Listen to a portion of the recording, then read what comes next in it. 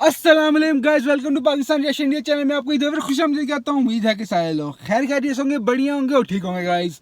So video शुरू करने से पहले आपसे एक गुजारिश ये है, मेरे चैनल को कर दें सब्सक्राइब, लाइक, शेयर और बेल आइकन भी क्लिक कर दें ताकि मेरी हर आने वाली वीडियो सबसे पहले सब जल्दी मिल सके गाइस। और मेरी वीडियो फैमिली मेम्बर के साथ भी शेयर करें ताकि इस गरीब का थोड़ा बड़ा हो, भला हो और मेरा यूट्यूब चैनल आगे मूव करने लग जाए। सो गाइस, वीडियो शुरू करने से पहले आपको रिएक्शन का टाइटल बताते हैं। क्या वीडियो का क्या टाइटल होने वाला है? सो वीडियो का जो टाइटल है गाइस वो है how India demonetisation bankrupt Pakistani economy Pakistani economy crush. India ने 5000 के नोट्स बंद किए थे, उससे पाकिस्तान होने वाला है दिवालिया। नहीं हो चुका है, होने वाला नहीं है, पक्का हो चुका है दिवालिया।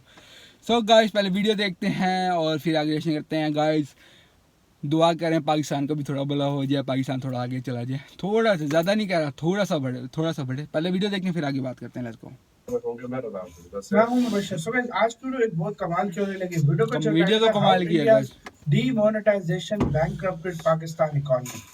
जो इंडिया ने डीमोनेटाइजेशन की थी, कुछ नोटबंदी की थी भाई, तो उसने पाकिस्तान को कैसे बैंकरप्ट कर दिया भारत की क्या बात है, क्या बात है। इंडिया 5000 के नोट में भारत ने बंद क्या बात है। तो उसने पाकिस्तान को कैसे बैंकरप्ट किया, इसके बारे में इंफॉर्मेशन है। गेट सेट फ्लाई फैक्ट का वीडियो है। ये फैक्ट पर वीडियो लाते हैं तो बिना किसी देरी के बात है करते हैं। अच्छी बात नहीं है। आज की तारीख में जो पाकिस्तान बैंकरप्ट हो गया है, उसके पीछे एक मेजर वजह है इंडिया का डीमोनेटाइजेशन।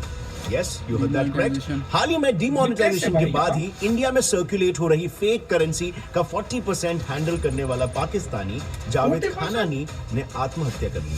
और आज की तारीख में पाकिस्तान की क्या हालत चल रही है? वेल, लोग कुकिंग गैस प्लास्टिक बैग्स में ले जा रहे हैं। सरकार अपने एम्प्लॉयज से लेकर एमपीज तक सभी की सैलरीज को रिड्यूस कर चुकी है। एंड इनफैक्ट पाकिस्तान के यूनियन मिनिस्टर ने तो अब ये तक कह दिया है कि अब से पाकिस्तान में एक वक्त की सिर्फ चाय पिया करो। लेकिन शायद पाकिस्तान को ये दिन नहीं देखना पड़ता अगर 2016 में इंडिया ने डीमोनेटाइजेशन नहीं किया होता।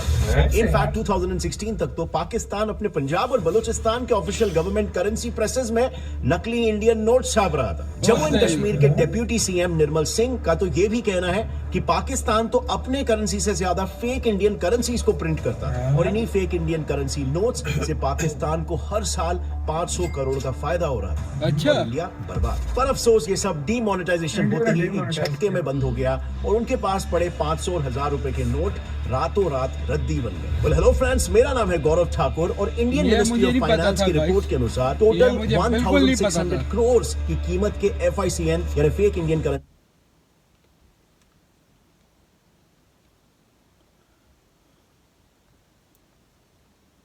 नोट्स 2010 में अब्रॉड से इंडिया में आए थे और इससे पाकिस्तान को कुल मिलाकर 500 करोड़ का फायदा हुआ। लेट मी एक्सप्लेन यू ये कैसे। सो डीमोनेटाइजेशन के पहले तक आरबीआई को हर 1000 रुपए के नोट को प्रिंट करने में 29 रुपीज लग जाते। वहीं पर पाकिस्तान को इसके फेक वर्जन को बनाने में सिर्फ 10 रुपए ही ज्यादा लग रहे थे। तो पाकिस्तान ने इंडियन करेंसी के फेक नोट्स बनाना शुरू कर दिया। तो बेसिकली इन फेक नोट्स को पाकिस्तान इंडिया या नेबरिंग कंट्रीज में ब्लैक में बेच देता था और 1000% के मार्जिन। सो 1000 रुपए का नोट फॉर एग्जांपल जो कि 29 रुपीज में इंडिया में बनता है, पाकिस्तान में 39 रुपीज में बनता था उसका फेक नोट और वो उसे बेचते थे 350 से 400 रुपए में। एंड माइंड यू, ये मार्जिन भी कस्टमर कंट्री के हिसाब से चेंज होते रहता। तो फॉर इंस्टेंस इंडिया में अगर वो नोट बिक रहा है तो वो 500% से 1000% के मार्जिन तक बिकेगा और अगर नेपाल या बांग्लादेश कंट्रीज में बिक रहा है तो 1000 से 1500% तक के मार्जिन में बिकेगा। और इसी FICN नेटवर्क से पाकिस्तान एक साल में 500 करोड़ का प्रॉफिट जनरेट कर रहा है। पर जब नवंबर 8 2016 को भारत में डीमोनेटाइजेशन अनाउंस हुआ, ये स्टॉक एक ही झटके में रद्दी बन गया।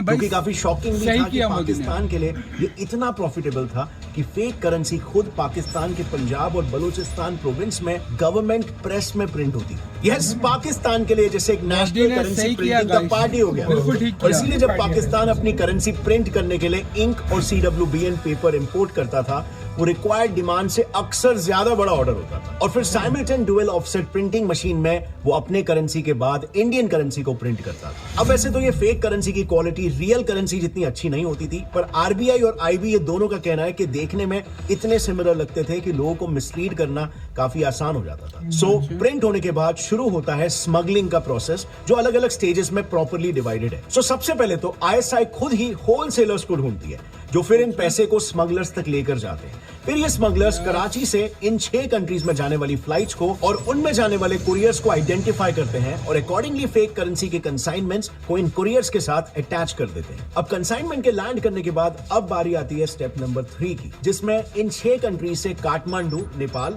या ढाका बांग्लादेश जाने वाली कनेक्टिंग फ्लाइट्स में ये कंसाइनमेंट्स ट्रांसफर कर दिए जाते हैं। फिर अपनी अपनी डेस्टिनेशन पर पहुंचने के बाद स्टार्ट होता है उस देश में ऑपरेट कर रहे स्मगलिंग सिंडिकेट्स का असली काम। ये लोग इन कंसाइनमेंट को फटाफट छोटे छोटे अमाउंट में डिवाइड करते हैं, यूजुअली 1 लाख से भी कम, जिससे कि इंडियन बॉर्डर्स को क्रॉस करना काफी आसान हो जाए और किसी को भी कोई शक ना हो। और फाइनली फिर बॉर्डर क्रॉस करने के बाद इस फेक करेंसी को अनऑर्गेनाइज्ड सेक्टर, जैसे रूरल एरियाज, कैटल मार्केट या रियल एस्टेट के ब्लैक ट्रांजैक्शंस में इस्तेमाल किया, जहां लोग। मगर सिर्फ यही नहीं, पाकिस्तान फेक नोट्स के अलावा हार्मफुल एडल्ट्रेंट्स और ब्रिक डस्ट से मार्केट में मेडिसिन भी बनाकर बेच रहा है, और इसी के चलते लोगों को सही इलाज तो मिलना दूर, इसके दूसरे साइड इफेक्ट्स हो रहे हैं, जैसे हार्ट डिजीजेस, हेयर ग्रोथ और रिड्यूस्ड बियर्ड एटसेट्रा। ये साइड इफेक्ट्स लॉन्ग लास्टिंग और जेनेटिकली भी ट्रांसफरेबल है, और इसीलिए इंपॉर्टेंट है ट्रस्टेड और वेरीफाइड सोर्स से मेडिसिन लेना। और आज ये जेनेटिक्स और अनहेल्दी लाइफस्टाइल की वजह से reduced hair growth in man के इशू को आप इजीली सॉल्व कर सकते हो, वो भी बिना कोई एक्सपेंसिव ट्रीटमेंट के,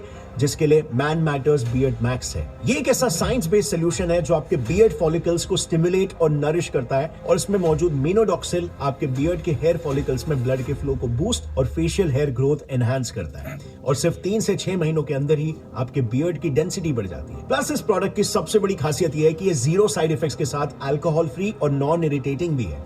तो आप भी इस प्रोडक्ट को इस वीडियो के नीचे दिए गए लिंक से ऑर्डर कर सकते हो, और साथ ही मैन मैटर्स आपको फ्री ऑनलाइन डॉक्टर कंसल्टेशन भी ऑफर करता है।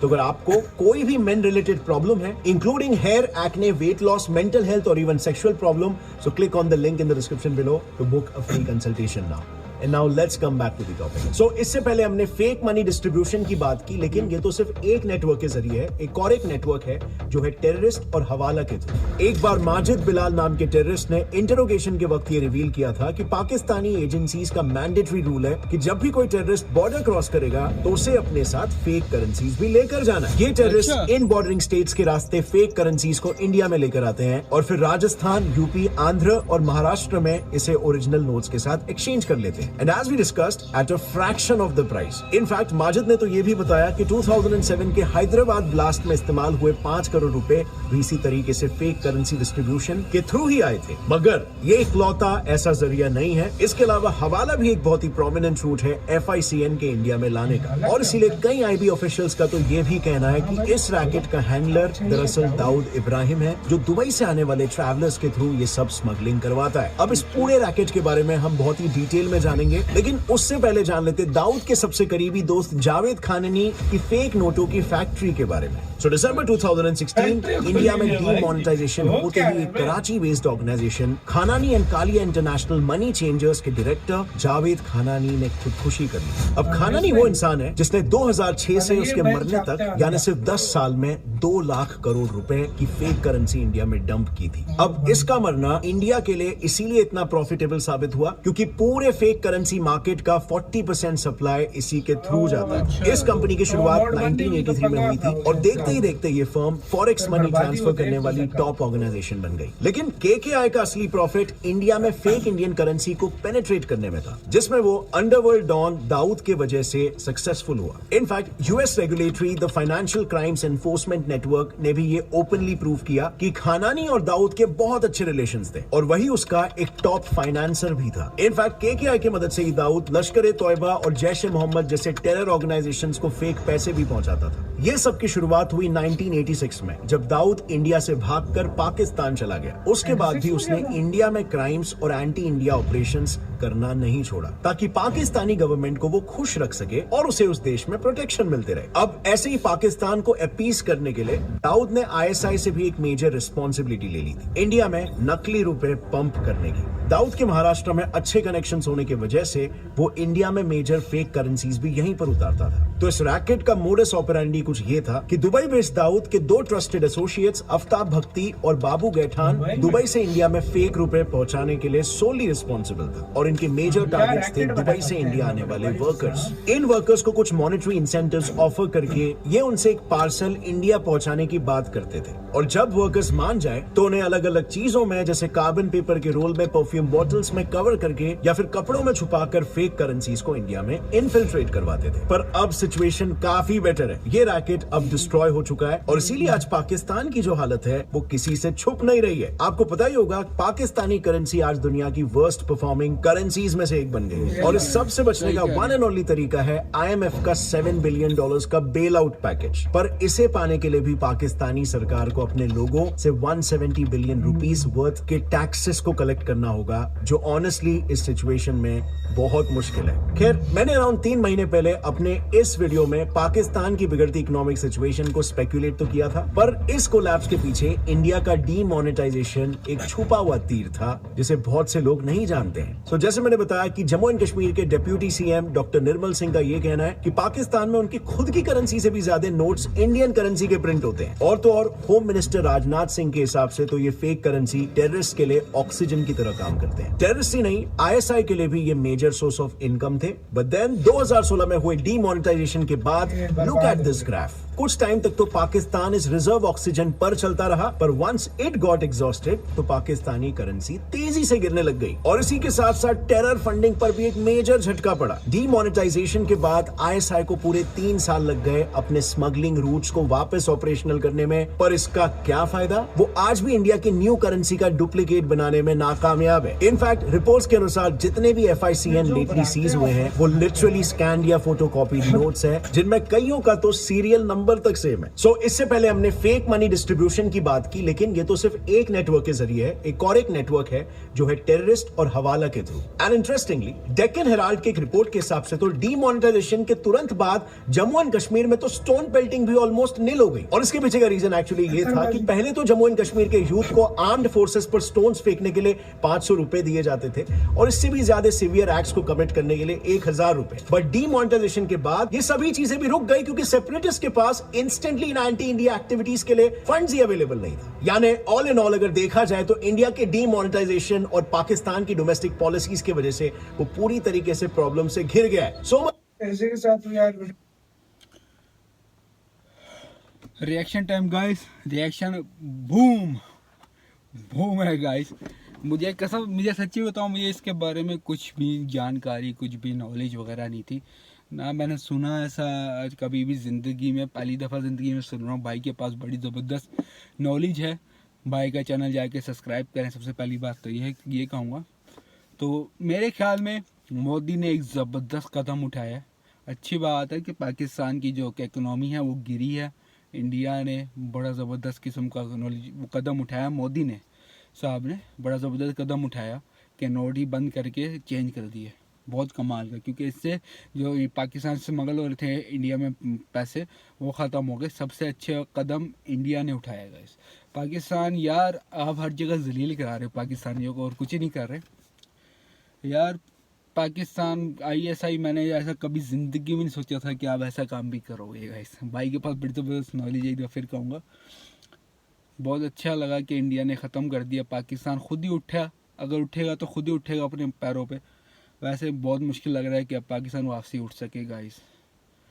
तो अभी मुझे समझ आया कि पाकिस्तान कहाँ से इतनी पैसे जनरेट कर रहा था। सही अपने यार, आप पहले अपनी कंट्री को देखो, उसका फ्यूचर सुधारो। आप दूसरों के पीछे लग गए हो हाथ धो के पाकिस्तानियों। नहीं, ऐसा ना करो यार। अपनी कंट्री तो पहले सुधार लो, सुधारो अपना मुल्क सुधारो पहले गाइस। ये इन्फॉर्मेटिव बड़ी ज़बरदस्त यार। बड़ा दिल को दुख हुआ कि पाकिस्तान ने क्या कर दिया। क्यों किया? ना करते हैं यार पाकिस्तानी। अपने पास रखो, जो भी करना है करो। नहीं, तुमने दूसरों का फ़ायदा, दूसरों का नुकसान पहले करोगे, फिर अपना नुकसान हो। अपना नुकसान खुद किया तुमने गाइस, पाकिस्तानी तुमने खुद किया। तुम यार दूसरों का ना करो, अपने मुल्क को तवज्जो देते। आज अगर तुम दूसरों का ये करेंसी वगैरह का नासिन करते, अपने मुल्क को तवज्जो देते, तो आज शायद हमारा मुल्क भी थोड़ा बेहतर होता, बेहतर हालत में होता। लेकिन तुम लोगों ने ऐसा नहीं किया गाइस। मुझे देख के बड़ा दिल को दुखा है मुझे कि क्या कर दिया पाकिस्तानियों ने, क्या कर दिया। सो गाइस, आपसे मिलते हैं बहुत जल्दी अपनी अगली वीडियो में इंशाल्लाह ताला। अपना बहुत सारा ख्याल रखें, दुआ में याद रखें। अल्लाह।